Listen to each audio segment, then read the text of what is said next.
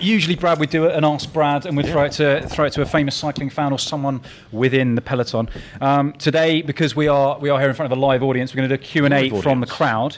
So yeah, like you say, I know you've been looking forward to this. We're just going to get straight into it. Go for it, fire away. So the first question, and I'm going to ask you to put your hand up and just say a quick hello to Brad after I've read this out. So when is Brad going to get his own Adidas trainers? Presumably this is. And what colours or silhouette? Oh, I wouldn't have one. I don't feel worthy enough to. Who's this from, first of all? And what's your name, sir? Lee. Thank you for your question, Lee. Yeah, I don't know. I'm quite good friends with the guy who does all that stuff, but maybe in the future we'll have a go. But yeah, it'd be nice. Lee.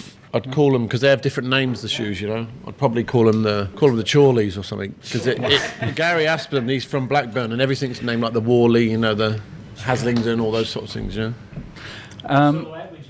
What's the question there, sorry, Lee? Classic one. Which silhouette would you do? The one when I had long hair and a big beard, I looked like Charles Manson at the Relay Classic the other year. That was a good one. That was great.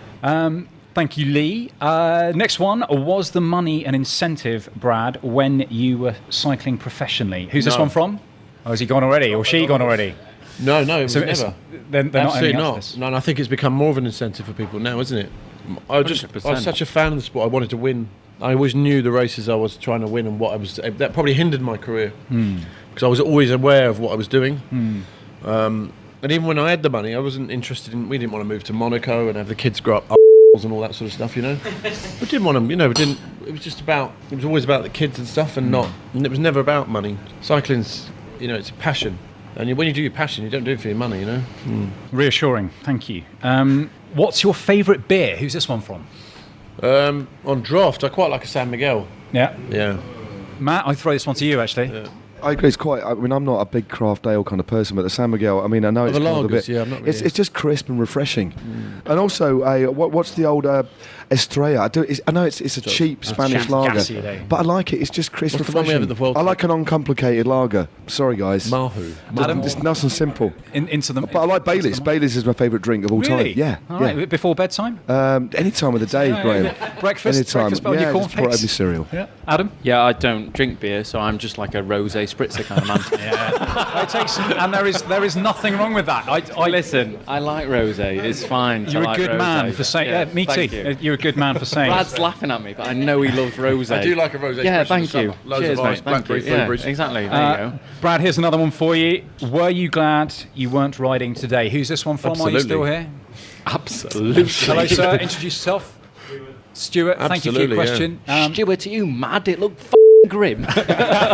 Absolutely, yeah. I think the last Worlds I remember like that was in Florence when Can I interrupt? the Portuguese team guy got won. told off, didn't they? Yeah, the All whole GB got told off, didn't they? the whole team got told off because the first 20k went up San Baronto, which was Cav's hometown. Yeah, he went up the front. and he did a capacity I was on his effort wheel. up San Baronto. I knew I was in trouble when he nearly dropped me up there. Yeah, exactly. So Cav did this capacity effort, dropped everyone because he's in his home village, and then that was it. Then He climbed the off. whole GB team just got off. We got off before we got to the circuit. Awful. So just for got basically the an blame. ego trip in Didn't you Cav's get hometown. third in that TT? Second. Second. Yeah. Sorry. I got the blame for the road Froome race. got off as The well. Daily Mail Everybody got blamed off, me. didn't I took the rap. Blame him. What was the fallout that evening? I don't know. Ask. I never Cav. went back to the hotel. I stayed in the pub. Yeah. Were you out that evening? For I was rest of out. the night? The race was still going on. I was out. Yeah. Just I for got what, off that early that I was out before the race for finished. what was basically an ego trip for Cav for his hometown. For his hometown in Italy, I should say. Yeah, well, it's more of an ego trip for Dave and that. I think it was like those things. When it went bad, it was always reflective on like GB and Dave. I think he got more of the You're making me look bad now. It's all a bit- That's good to have Dave in the house as well. Just Dave. I think he came in with Mads. briefly, yeah. He signed him. Has he? I just signed the podium. Inevitable, really. I just signed the podium. Here's another one for you, Brad. What beard oil do you use? I don't. No beard oil. No. Just who was that? Beard oil? No, yeah. Hey, don't worry. No offence taken. I don't use beard oil, no. It looks this lustrous. I'm on not its own, vain enough. I apparently. just let it grow. Moving on. How did you feel, Brad, when you sat up in the yellow jersey where you waited for Cadell Evans after he punctured? The race the was Tour? over. There was nothing going on. There was a breakaway. Leon Sanchez won. There was no need to go down there. We went down it this year, that descent. And yeah, it was just, I would maybe deluded it. I was deluded that I'd expect someone to do the same for me. It was just the amount of punches. I think there was, I can't remember how many punches. There was tax on the road, wasn't there? Yeah, it was 69 punches. Yeah, I mean, you would that. I mean, They took a fine Englishman to stop the road. Well, you were known as the gentleman in the next day in the French press. That's just the French propaganda stuff. They just do that. Yeah, they love the sort of perception. But I can remember talking to you about this before, and you said it was basically like having the day off of work. So you imagine going into work and just having the afternoon off, and that was no, because it was 20k to go. Yeah, we'd gone solid up that climb, and it happened at the top of the climb. Okay. This is mental. Day at work after you've been breathing out your arse for 4 hours, basically. It's what it is, isn't it? Yeah. It's like a day off, but it's not a day off. No, it's just we only stopped for about 2 kilometres so Cadell could get back. We've got a couple more questions just to run through reasonably quickly. Oui. And I say this because he's been sat here awfully quietly. Kenny Van Vlaming, thank you for joining us. And I'm so sorry not to have come to you again until very late in the show. Yeah, you know, you bring me to Harrogate.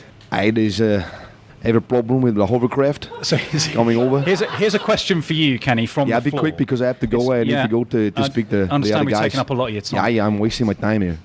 So, given Thomas Cook's situation, is Top Bonk a solvent for next season? I don't even know what Thomas Cook is. Is it a sort of glue? I think he was racing today. I don't know. I have a big problems with the legals at the moment. I am talking to many people. I have a big restraining order. I cannot be going into many of the schools now in the Gids area of West Flanders. But I'm always talking. I talk to Lefebvre. Always bad. I know him as bad. Always is the texting for nutritional advice. And next year I think it is all about the turnips. I think it's a hot tip for next season. Kenny, thank you for that. And we're going to have to leave it there. I'm very sorry to cut you short. You've got a lot to concentrate on. You take it in the gel form, and you measure the turnips, you place them inside the gels, and in the final, you have the nutritionals of the vegetables for the final, for the big voltage. Patrick's Peas were the vegetables of the turnips. Patrick's Peas are yesterday's news. It's Timmy's turnips. Kenny, thank you for joining us. That's okay. Where do I get the money? Well, if you invoice Brad afterwards, and it'll make sure it gets to the right people. Okay, cash only. Euros or pounds? The euros. Belgian francs. Belgian francs. It's a problem with the brick side. Belgian francs. Brad, one more for you from the floor, and the last one we'll do for the Q&A. Have you found the transition from athlete to media personality, full-on media personality, and commentating?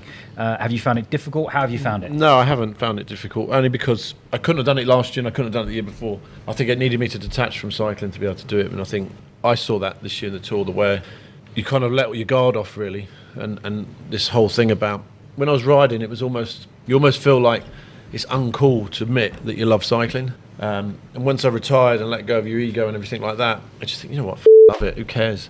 And then you want to show the world. And so when I was on that motorbike, just talking to this, I talk to myself all the time. So I was talking 6 hours into this little thing, no feedback, just found someone giving me 10, 9, 8, 7. And I just loved being there, you know. And then I think once you detach and you can watch the race and be pleased for seeing other people do well, and you don't feel bitter and you don't kind of keep referring to yourself all the time like Brian Smith, you end up, you know what I mean? Yeah, no. I'm thinking. No, do you know what I mean? You kind of get joy out of that then. And it must be hard doing that if you can't be like that, you know. And there's a lot of pundits in sport in general that... We're not saying Brian Smith's joy. No, in sport in general, when you watch football and, you know, they're stuck in the past. You've got to move on. It's the first part of your life, you know. It should be a privilege to do that. You shouldn't live off that for the rest of your life. Off that, it should be a calling card. You should have more about you, content of your character and your personality, without constantly walking around wheeled out as some bloke who won a race once, you know. Who gave us that one from the floor? What's your name, sir? Simon. Thank you, Simon. I think before we move on, actually, I think we all enjoyed Brad being on a bike for Eurosport this year. So did. Yeah, quite right.